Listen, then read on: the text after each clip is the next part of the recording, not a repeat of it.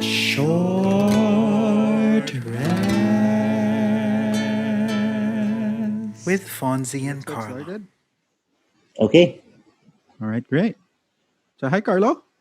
Hey, Fonzie, what's up? Hi. Yeah, what's up? It's been a week.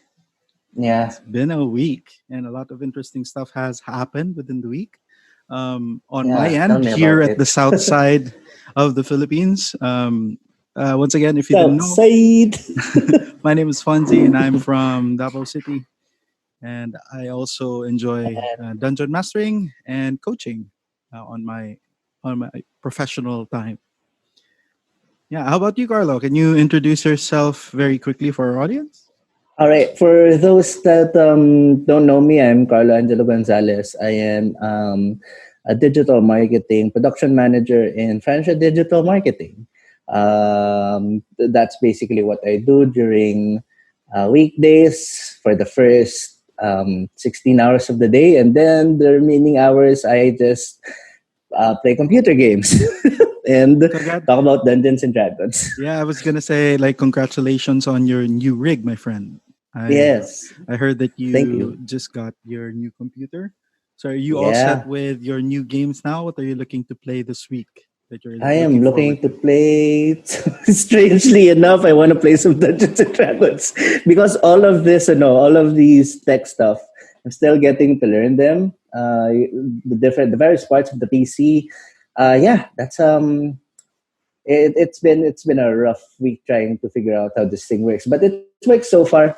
I am looking forward to playing some video games and recording some of them up in my channel. But other than that, nothing. I just want to look for. I just want to play some video games, some Dungeons and Dragons rather.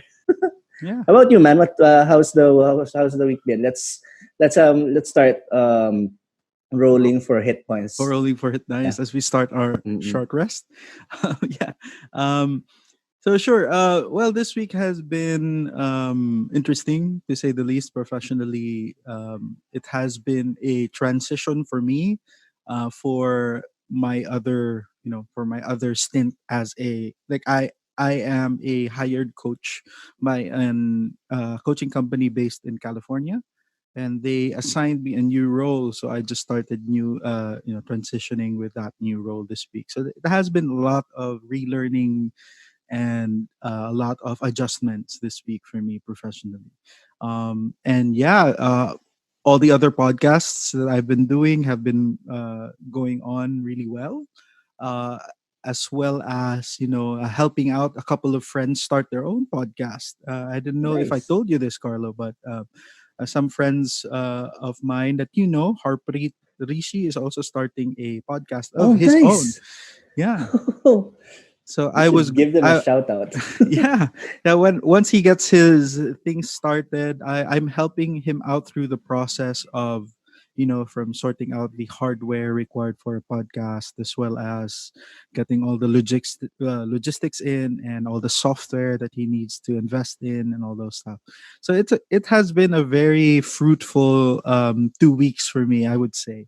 And yeah, in terms of Mm-hmm. games, yeah, I've been playing a lot of the same Elder Scrolls Online, and I've been catching up on my Animal Crossing island, because that has Oh, been kind of like neglected for the past few weeks, I would say. So poor them. And I must have an amazing amount of weeds grown all throughout the island now that needs my attention.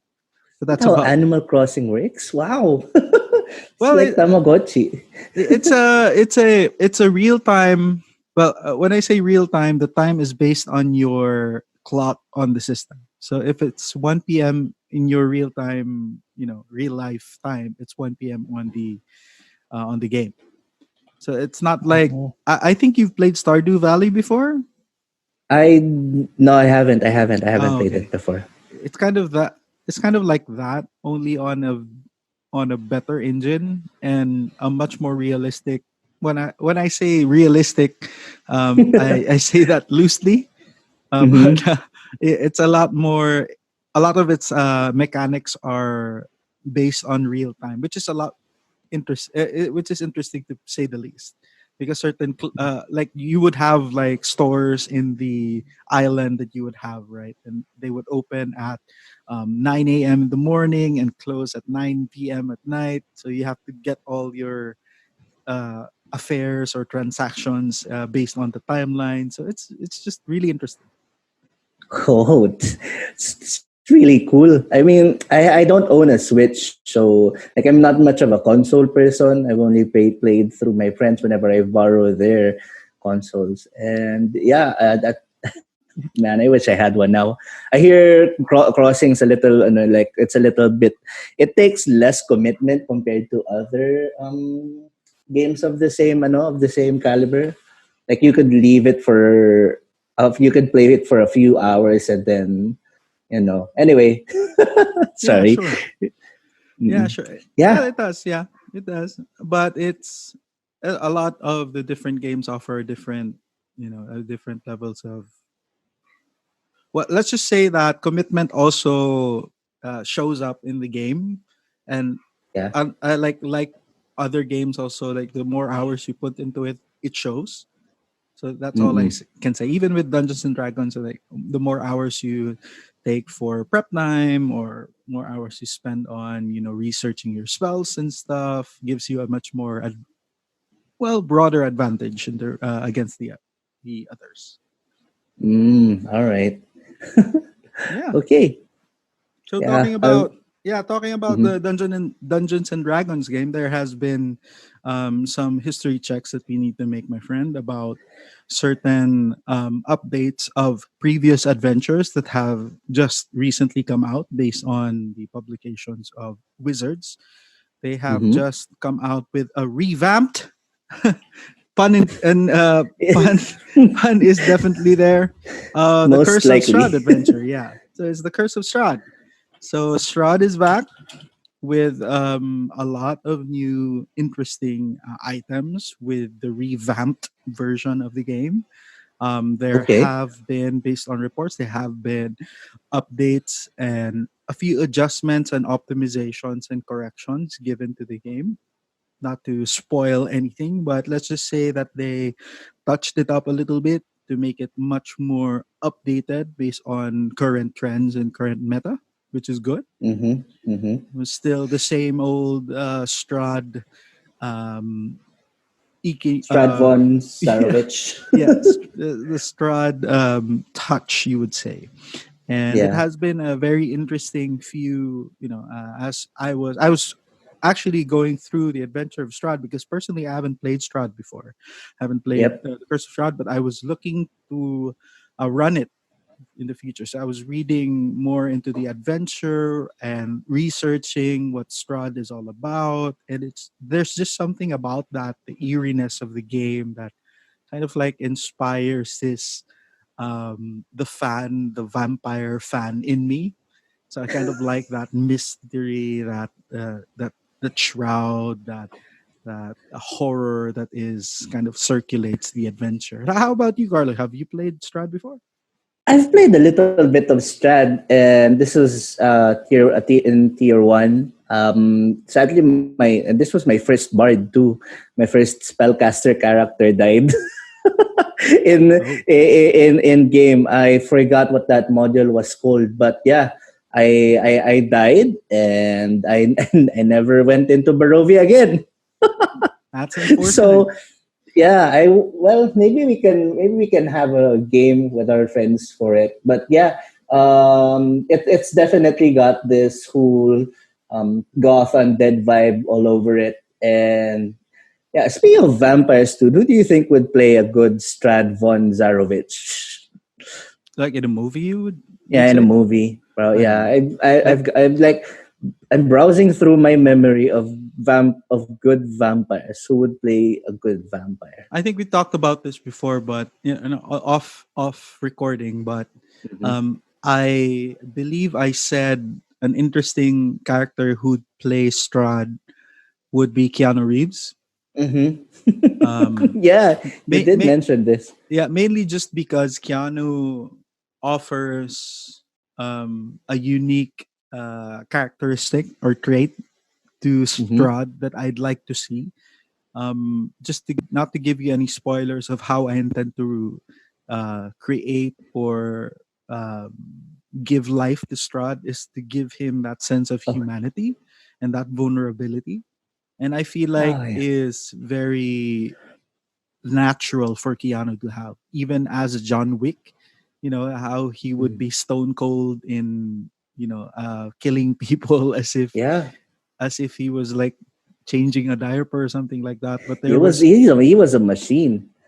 yeah. So that's the kind of but in the same way that you still see him as this very vulnerable and relatable person, uh, which is something that I would like to see That's as Strahd. Well, at least my players would like to, what I wish my players would see in Strahd.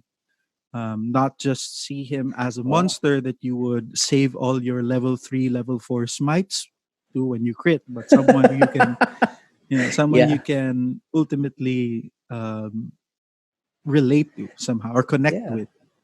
Or be sympathetic with. That's actually a Absolutely. good concept that we can explore in one of our games when we run them. Like Absolutely. in the past, I haven't felt any shred of, how should I say this, sympathy for any of the enemies that we've faced. At least for BBEGs, the big bosses of each modular of each campaign.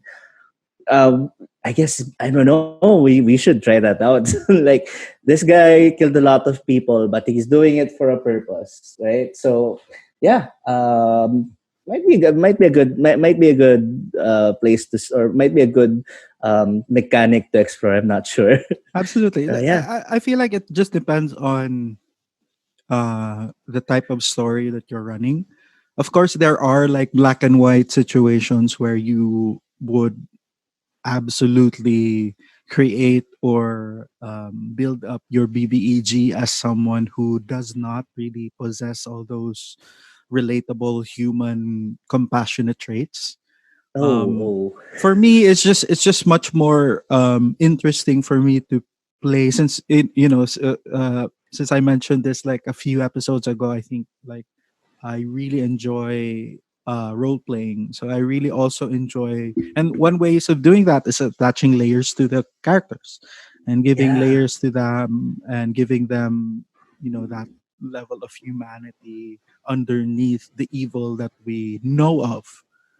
But do how do we really know a person, right? Like they're more yeah, than what they do, they're more than what they uh there's a somewhat like a method behind the madness, right? yeah. and of Different course character motivations. Sorry, go ahead. and of course like you also feed into the players, like if they don't see that same sympathy, like why waste all your effort, right? But if you're like fishing them, if you're giving them little clues or little tidbits of a monster's like humanity and they bite, and that's when I feel like that's when you can explore as a dungeon master. That's when you can explore certain levels to it. And if only like your players open doors, that's when you can explore a new room, right? But if they don't, Yeah, like if they just see the dragon as a fucking dragon, then okay, it's a it's, dragon. it's we must kill it because it threatens the nearby village. Absolutely. Like a Yeah, red dragon, right? Like we've heard so many players or DMs before like say like a red dragon is just evil. So there's yeah. there's no going around that. But is it though? This is actually a good topic. New alignments. Uh, but I think we can explore that on at a later time. Like Absolutely. when we say chaotic evil, these entities are more or have an affinity to be less concerned about the laws, and they just do whatever they want. And these deeds that they do are aligned with evil things. So killing, murder, stealing, hoarding, etc. Anything that is not good, they'll do, and they'll do it with reckless abandon. So Yeah. um, what makes them do that? Is it like according to alignment? it talks about according to alignment, this is most likely what they're going to do. Was Right. it because of how they're raised, or was it because Childhood. it's Definitely. their it's their nature, right? So for Mhm. so it kind of it's a good thing to talk about when it comes to, and it's a good mechanism when it comes to creating monsters. Absolutely. Yeah, Well, speaking of I monsters, hmm? I'd like to introduce one monster from the Strahd game that would be Okay. interesting to play, if you wouldn't Mm, mind, Garlo. sure, go So ahead. as we roll our, what was it, a nature check? It is a nature check. Yeah. All right. So let's roll a nature check to see what this monster is about. First on, just to give you a hint, it is an undead monster. Uh-huh. Surprise, surprise. And it's called like a Strahd zombie. Mm-hmm. That's its name, like a Strahd zombie. In your tier one adventure, do you remember meeting a Strahd zombie?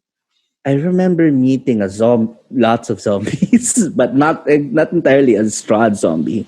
Yeah. Like I Well, died from wolves. well, yeah, we can talk about wolves.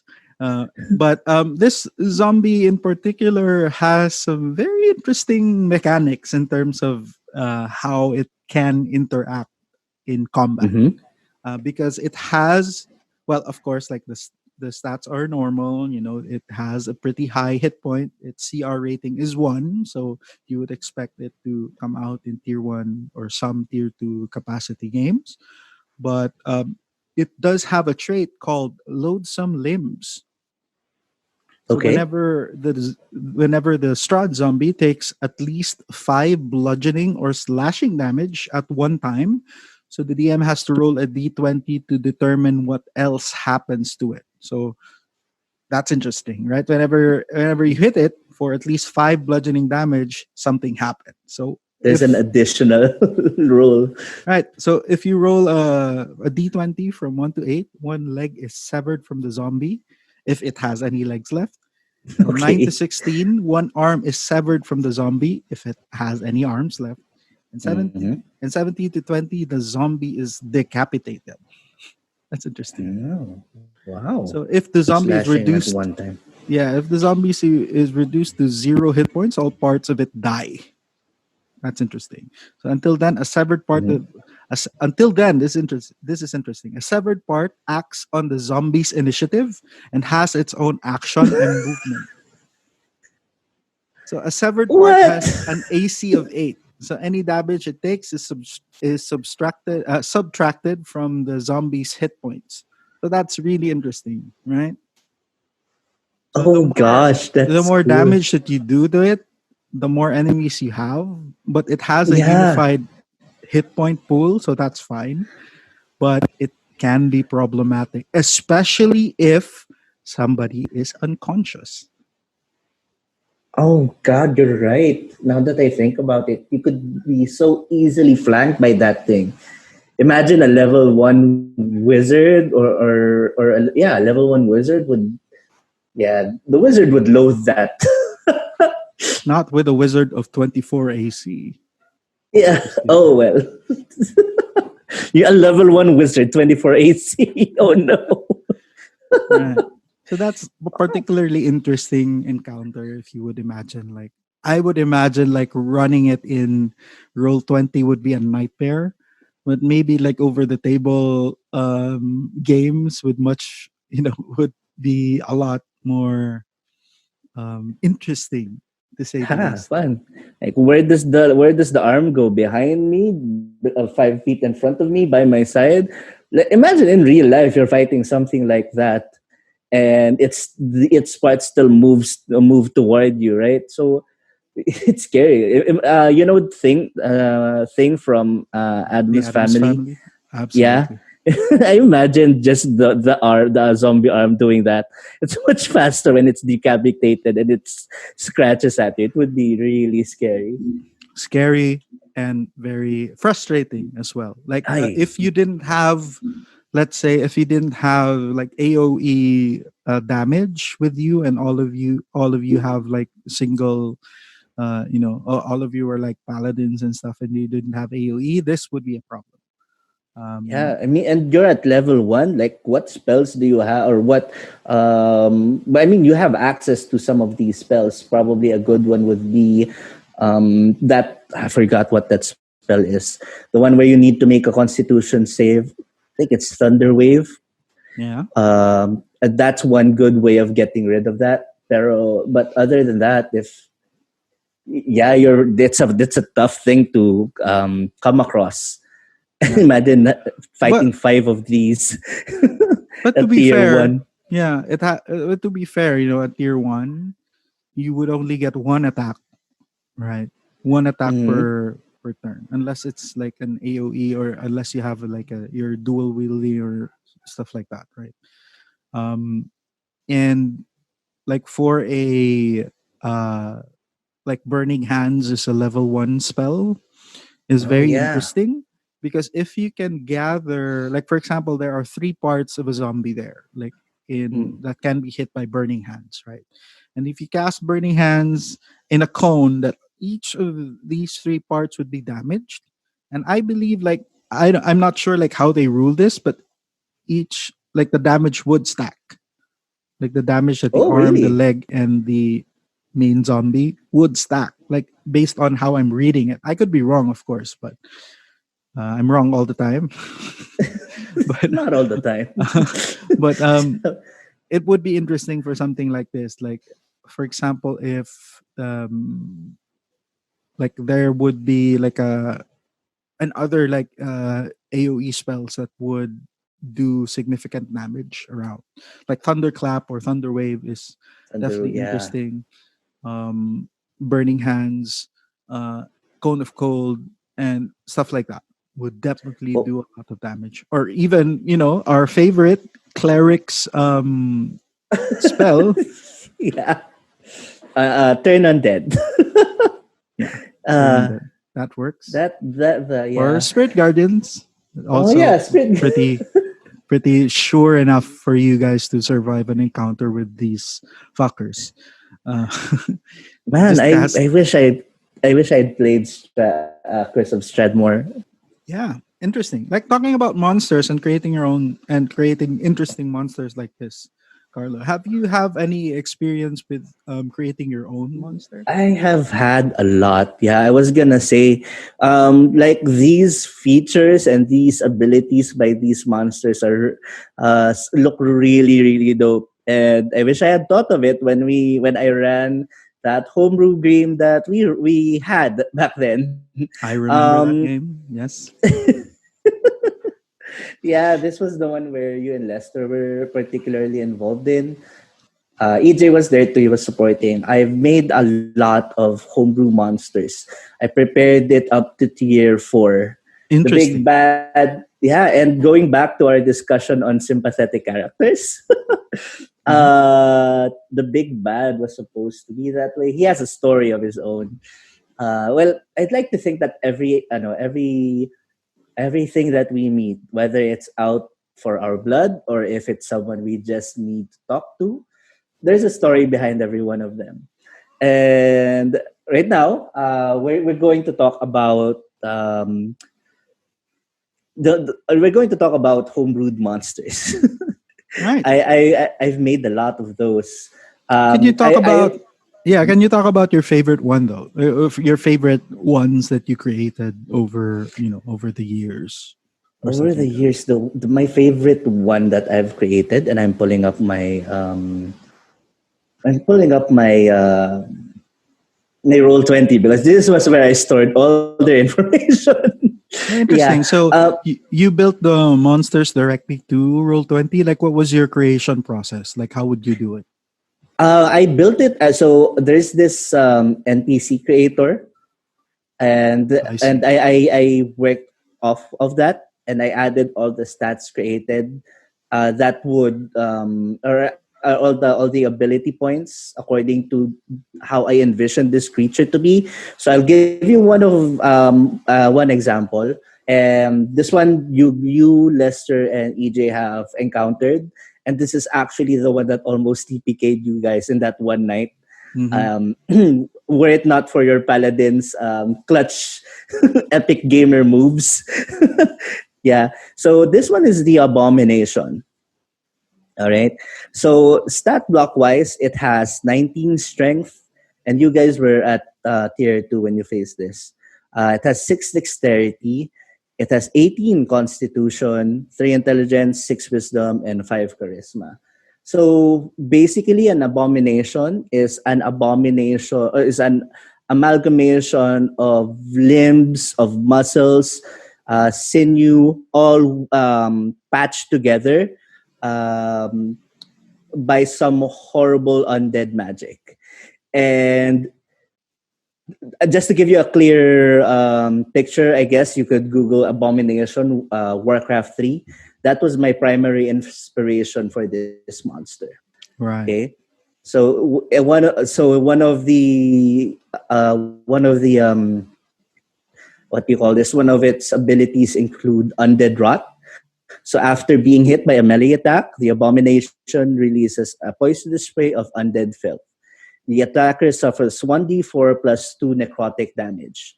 So there's no save here. Once an attack hits, it wounds you, you suffer necrotic damage. Unless you're immune There's to it, right? unless you're immune to it, like monks and if you're a paladin. One would be meat hook. So this is a ranged attack, plus 6 to hit. It has a range of 20 to 60 feet. I hate And this. it can only target there's only one, you can only hit one target. Once you get hit, you get Would that damage. be an action? for That is him? an action. All right. Yes, that is an action. The hit would damage you for 2d8 plus 4 piercing damage. And here's one special. So here's one special thing about the meat hook. Upon hit, the target creature must make a strength saving throw with a DC of 14. And on a failed save, the target creature is pulled towards the abomination. So you're pulled 5 feet towards the abomination. You're not consumed by it like a bite attack from a kraken, but being close to this thing kind of is it's So- not good to be close to this thing. Yeah. So to clarify, so you roll to hit, right? So Mhm. you cast meat hook, or you use your action to use your meat hook.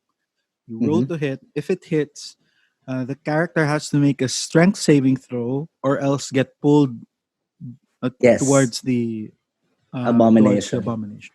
But in what if within melee he range. what if he saves though? What's going to happen when he saves? You just suffer the damage. That just means that you're strong enough to not get pulled in by the hook. You Although get it slapped hurts. by it, right? Yeah. Yeah. And then there's a final attack, which is the cleaver. So the abomination holds this big ass cleaver, roughly 5 feet in length, and yeah, it hurts. It hits for around 2d6 plus 4. 2d6 plus 4 slashing damage. So Yeah. So this is one of my favorite how should I say this? This is one of my favorite homebrew monsters, mostly because of how you guys fought against it. Just so we can give you guys, when can give everyone a clear idea of how you guys encountered this thing. Um, you were up against 4 observers. I forgot what those what is that? Those beholders, small, I Oh think yeah. those were sentinel beholders. Yeah, you were up against 4 of those, and they shoot out eye rays. So basically, what I had in plan for you guys was to roll saving throws, and at the same time try to kill these creatures.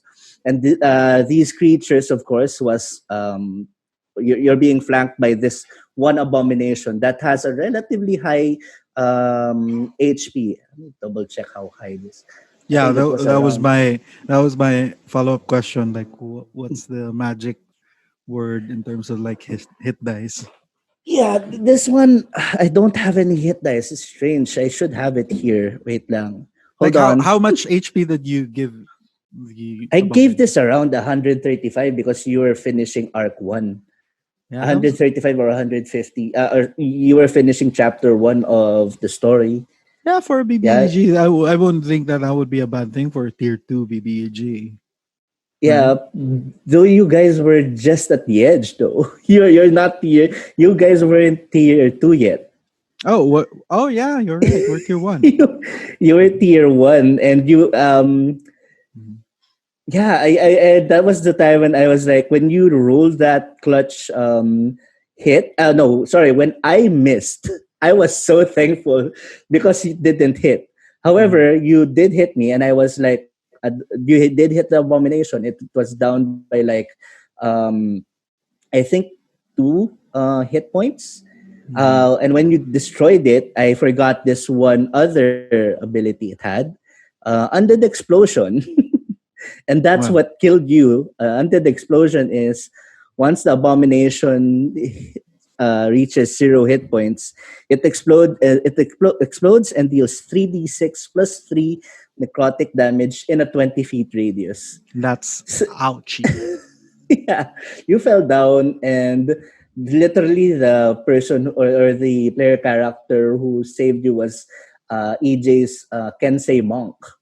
Mhm. And I think it involved a lot of luck. But I was from then on, I experienced how creating monsters can be fun, but I also experienced how maybe the encounter, maybe the monster itself wasn't, or was too strong, or maybe it's how I adjusted the encounter. So yeah, that's my favorite. Definitely one of my favorites. I don't want to go into the my favorite creation as in, because that's story ano eh, that's that's story specific once we get around to talking about our or once we get around to playing with that campaign again. Right. But yeah, that's definitely one of my favorites. Absolutely. Like that was memorable for me just because of the visual of the abomination. And it Mm-hmm. helps like to have components that are similar to you. It's good to have elements in your monsters that are familiar to players because meat Mm-hmm. hook is something from Dota, from Pudge, right? And it's Mm-hmm. something Yes. that is very familiar to me. And it's easy it was very easy for me as a player to relate to what was happening because that strong visual representation was so familiar. So a lot of the times when you encounter like monsters without, especially when you're playing just with with theater of the mind, you don't really have the benefit of producing pictures or imagining or creating this uniform picture of what a monster would look like, which is, I would say, the advantage of playing like on platforms like Roll20 or Yeah. Foundry virtual tabletops. So things like that, you can really give a very strong or very clear picture as to what it looks like. So one of the things that I have trouble with personally is just creating that picture in my mind because I'm not a visual person. So I need help with that. So it really helps with the immersion and just seeing that the monster in front of us was really larger than life. It was Yeah. very And intimidating in that sense. Really gave much more flavor into the dread of the situation uh, yeah. at that time, which added more fun into the game, uh, Speaking especially of when we killed dread, it. oh yeah, you like when you after that encounter, when you slew that last sentinel beholder, I was really relieved that you guys got out of it, and I was looking forward to the others. But speaking of intimidation, sometimes whenever I make these monsters, uh, I want you guys to feel that, yeah, these guys are dangerous. Like, we need to step our game up. I'd like you to get that feeling up. We're fighting against a boss, like, or at least a mini boss.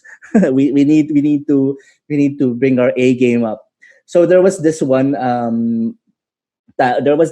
game where I set you guys up to fight some spiders or large giant spiders. Mhm. In this particular case, it you guys were going up against or I made a gargantuan spider, but you guys were going up against this gargantuan spider, which I feel it should be here. It should be around here. Hold on. I think yeah, here's her name. Yeah, it's Sintana, and this was her. She Oh, had she had a 85 name. hit points. Uh-huh. Yeah, diba? I started naming Okay, I'm just gonna contain the rage. Once the story gets it, you'll understand why. So she's smaller than. Okay, yeah, sorry. She is gargantuan in size. She has 85 hit points, but she has an armor class of 18. She has a speed of 60 feet and a climbing speed of 60 feet. She has bite. So this is your regular giant spider bite. Seven. Okay, that's a 1d8 plus 3 piercing damage. And then there's an additional damage of 2d6 poison damage if it hits. Right? There's Oh. your spider climb. Well, the spider can climb difficult surfaces, upside down ceilings without having to make an ability check. There's web sense. So while in contact with a web, the spider knows the exact location of any other creature in contact with the same web. And then there's web walkers. So the spider ignores movement restrictions caused by the webbing. All right. So that's its that those are its special traits. One of the actions involve a bite, and finally an acid web. All right. So this is basically the web attack that giant spiders have, but with a twist. So you guys, one upon hit, that's +5 to hit. It has a range of 30 feet, and you suffer 1d6 damage. All right. Right. So it's your basic web attack, but it has damage. And every time you spend in that particular web, you suffer 1d6 acid damage. Whoa. So, and every time you touch that web, you suffer 1d6 acid damage. So if you attack it, you suffer 1d6 damage. If you stay there, you suffer 1d6 damage. And I was like, yeah, I patterned the encounters. So you're not only fighting Sintana, you're fighting her entire brood. So there were like eight or 10 giant spiders and wolf spiders surrounding you guys at the time. Mm-hmm. You guys basically just slaughtered them like it wasn't difficult for you guys. There were fireballs thrown everywhere, and then one of the worst things that happened for me as someone who creates monsters like these was having Charles, I think. Yeah, shout out to Charles. Hey, Charles. Sintana, having him cast grease on Sintana. Sintana failing that specific saving throw, and she just fell on the ground prone. Oh. And once she fell on the ground prone, you guys had your way with the spider. Mm-hmm. I was looking forward to making this one of the most challenging games, because not only do you have not only did you have to en- encounter difficulty of movement, but you also had to suffer with just being damaged every single time. And you guys said nope, breeze, and then it's down, and then it. So yeah, So it's canon now that the weakness of giant spiders are grease. a That's all little you bit of need. oil. Yeah, just lubricate. Lubricate yourself, the surroundings, your Everyone partners, around you. everyone, even your dice. Yeah. Yeah, It's that was just me.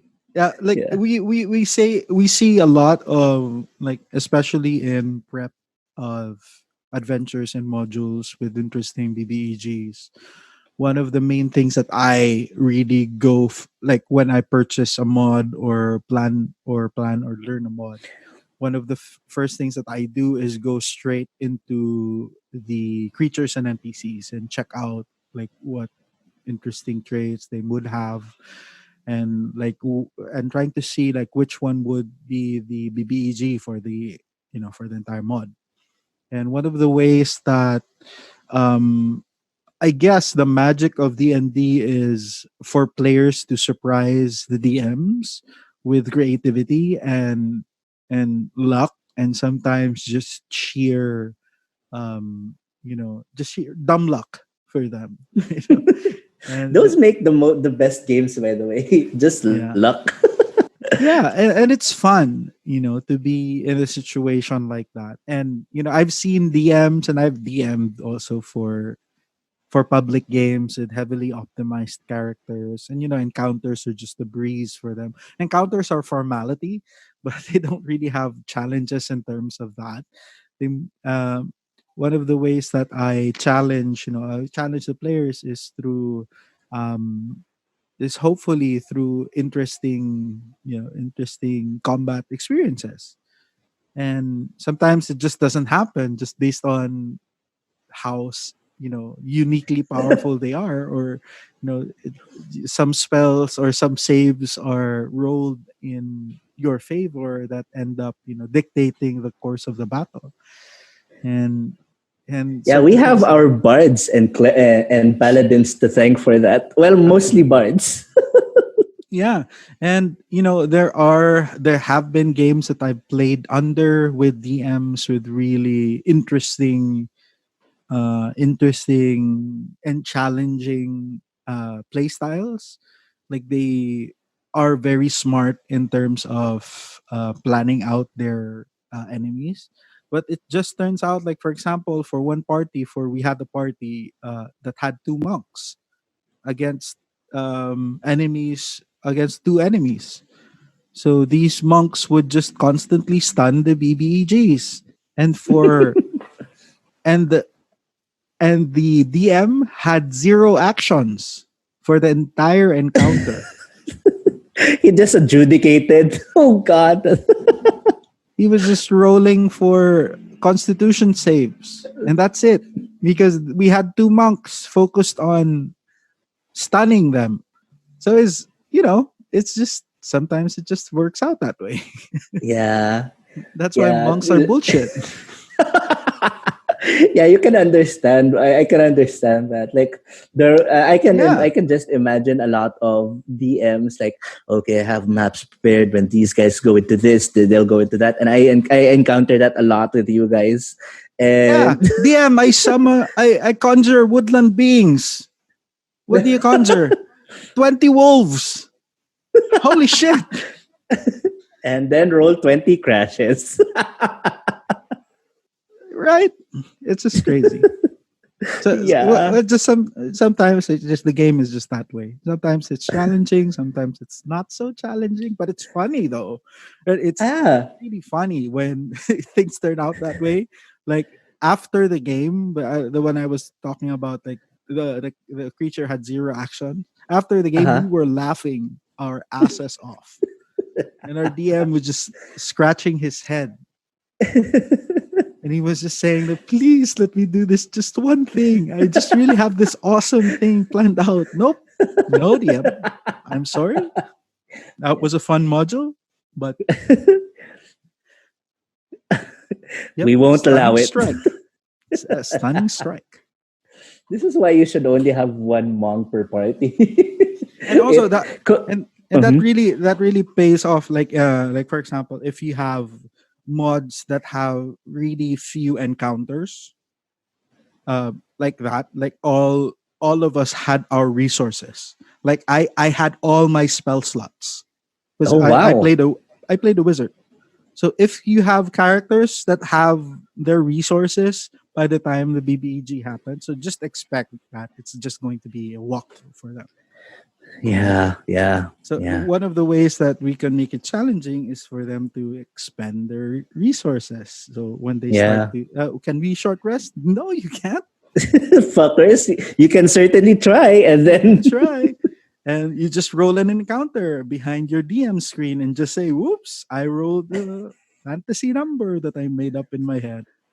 For some reason, So some that would be rogue villager just used the spell of Tarask summoning.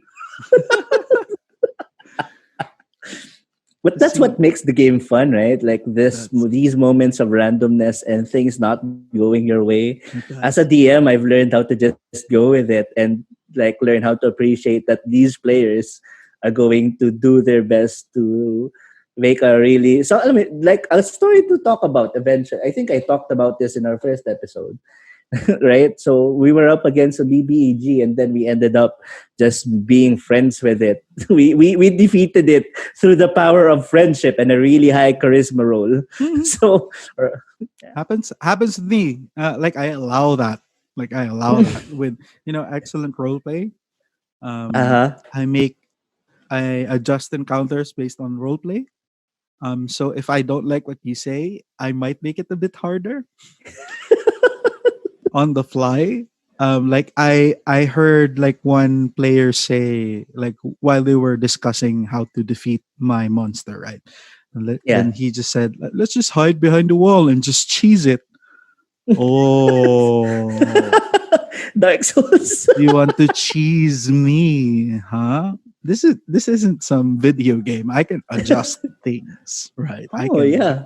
I can So I made it harder for them. They eventually like I'm not that kind of DM that would punish players and kill them, right? I would just make it harder. So S- one of the ways you a can do side that point. is Yeah. just you know just hit dice and adding more HP to your monster, or having like some traps that are not even in the map but are there. Ooh, Oh no, you suddenly you fell in a hole. You step there and you feel that the ground beneath you starts to shift. Make a dexterity saving throw. Oh, Or you hear an audible click sound. That's dreaded. yeah. So it's just for me like it's just being more.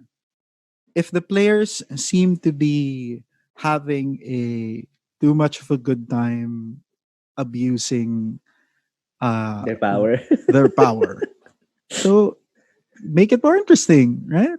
Yeah, you can Yeah. do that. You can This challenge is your players. I'd like to yeah, I'll mention someone, but I feel like I not someone, sorry. I'd like to mention the specific case where you were we had a warlock. Not gonna say not gonna mention some names, but we had the warlock and he was really good. He is DPS. He is most of the time MVP. He always gets the last hit on these creatures. Like one good way that we can neutralize that is to, just have his patron deity take away his powers from him. So yeah, I guess that's one way of making things a little more interesting, or Yeah. just have a really chaotic neutral patron deity mess around with him. What if I took away his powers for one day? Or like one interesting tip my other DMs told me is that once you look at the characters that you're facing, or the players, and what their characters are and what their skills are, what their classes are, and so on and so forth, right? You can adjust the mod accordingly to make it more challenging. So Yeah. what that means is, as long as it makes sense to the universe, right? So what that means is that you don't have to stick with the monsters as stated in the mod. You can introduce different elements into the mod to make it more challenging. So let's say you have a group of paladins, then you can just adjust the mod from having one or two enemies into like 15 enemies at once, with that is still balanced, but it's much more challenging because Yeah. paladins don't have like AoEs. So those are just the things that we can do to be able Yeah. to adjust the difficulty of the mod, and that's well within the rights of the DM to be able to do. It's just difficult to be able to do that when, especially if it's just a prepared mod like roll 20, you have that ready, and Mhm. it's just difficult. But that's definitely something that, especially when you're running like a like a long-term campaign or a campaign based on multiple sessions. That's definitely something that you can do. But also there are times that I draw the line in terms of like, especially Yeah. when it's like the first time I run a mod, I always stick to what's written because it's just the first time that I do it. So I wanted to test the balance of the mod, right? And there are some mods that Mm-hmm. are significantly harder for certain party compositions, but are a lot more difficult for other party composition. So it just depends. Mm-hmm. Like I ran, I like to run like White Plume Mountain, and I've ran it multiple times, and I've seen how different certain party compositions relate and react to the events in the White Plume Mountain, because I don't like to change much from the White Plume. All Mm-hmm. the monsters are essentially the same. They don't have. I just adjust certain things based on the level, right, of the party, just to make it more interesting. How many? I'm Yep. curious, Fonzie. How many times have you ran Whitefield Mountain? Oh, maybe 6 times, 6 or 8 Oh my times. god! I only ran it 2 times. It's you're becoming like. You remember that time we talked about how when adventurers want to go to Avernus, the barkeep points to you. You're Yeah. becoming that. You're becoming that. I enjoy White Plume because it's easy. Yeah. It's Right. easy to run because it's just one map, and it's interesting because the NPCs are interesting. Um, It's like Takeshi's Castle. yep. Yeah. It's one of my favorite like semi hardcover. Like it is a hardcover. Yeah. But it's one of my favorite things to run because I don't need much time to be able to prep for it. There isn't much drama going around in terms of like role play. The role play happens within the group and not really outside. There's just really one interesting NPC that I have in one White Bloom that plays like a significant, funny role to kind of like ease the tension of being inside a very scary volcano. So that's just it. That's just it. So I like to run mods like that's just how I DM. Like for example, if I find a mod, I just run it multiple times until I more or less have a handle on it. Like I semi memorize it already, and once I get that certain level of comfort of being able to run it, without that same, jitterness that you would do the first time, and all that hesitation and stuff and not knowing what to do. Once I feel like it's already really smooth and yeah, I can run it confidently, that's when I try to like learn another mod. So what other mods can I learn? Ah, nice. That's kind of This, like my process. okay. Okay, I understand. That's cool, man. I wish to be like that, like very systematic at least. It's Yeah. good. I mean, that's just strategy. The strategy works, and Yeah. just making your life easier by having a strategy around playing games or like managing your own life. You don't have to make your own, life in terms of like prep much more difficult than it should be.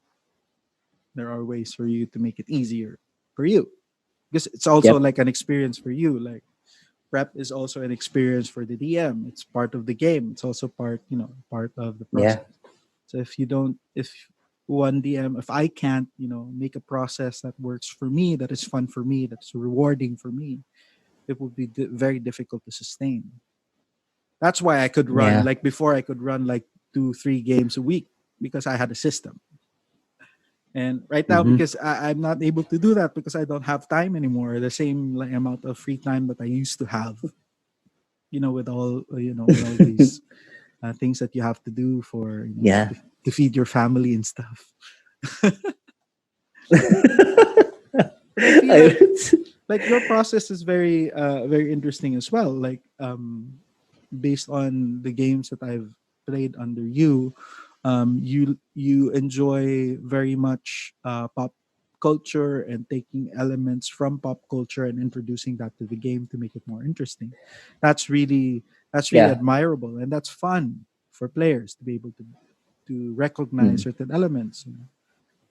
from different, Yeah. and that's really interesting to play under.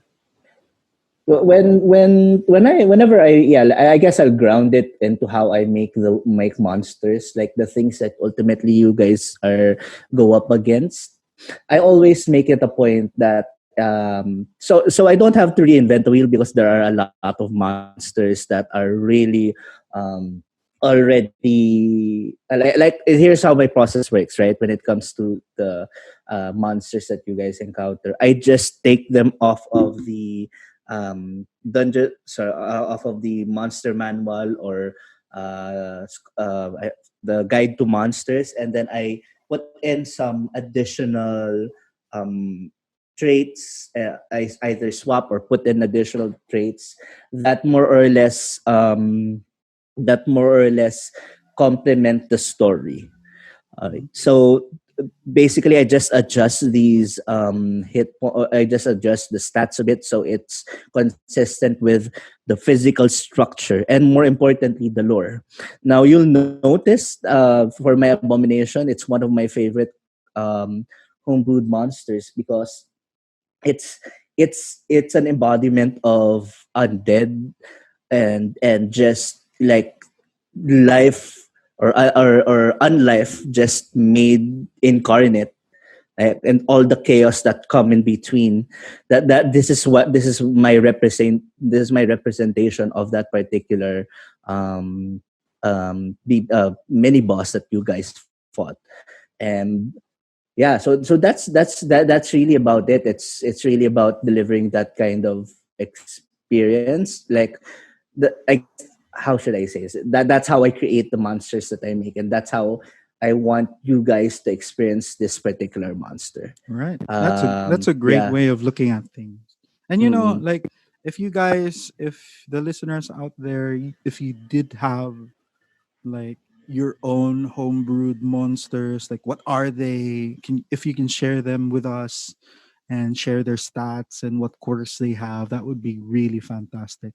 Yeah, we We might use it for one of our games. yeah, or it's just it also would be interesting, like how you draw or where you draw inspiration from in terms Yeah. of like getting your monsters and introducing them to players, and also like what your favorite reactions from your players would be if you introduced something really really scary like the abomination, or really comedic like the spider. No offense, Carlo. But in It's terms of fine. like expectations of you of having spent time really fleshing out this monster that you wanted to introduce to your players, like what kind of experience is that for you? Like, we do have our own Yeah. experiences, but we'd be curious like to know what you think, like if you had similar experiences or stuff like that, right? Oh, yeah. Yeah.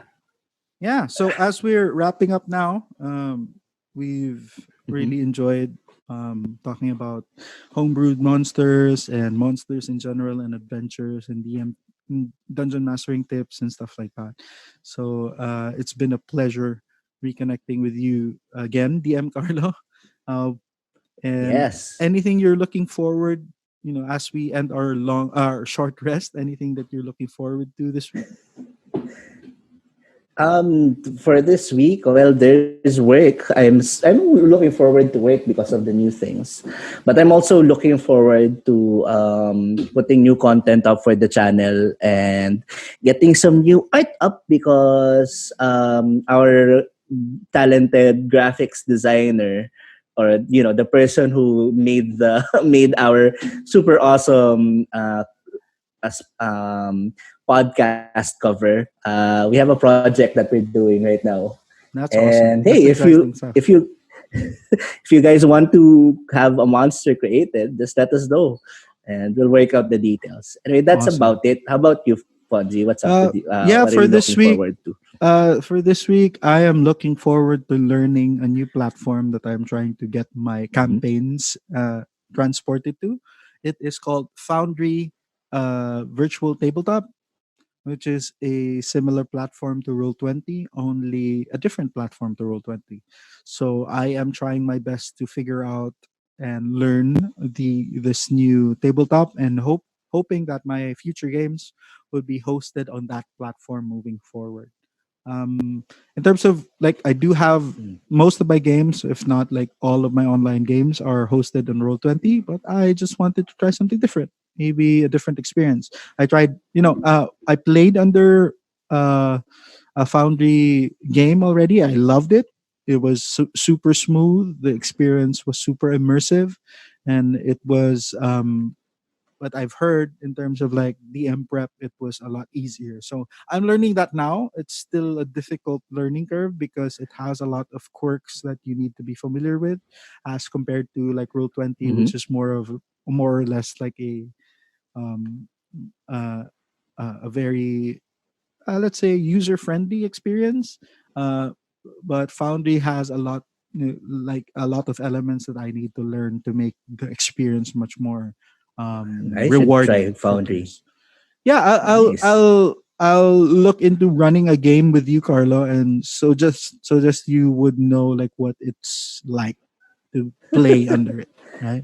Nice. Yeah. And it might take me a little bit because I'm juggling a few things with work and with studies and stuff, and I'm learning a new some stuff. Online learning is a thing now.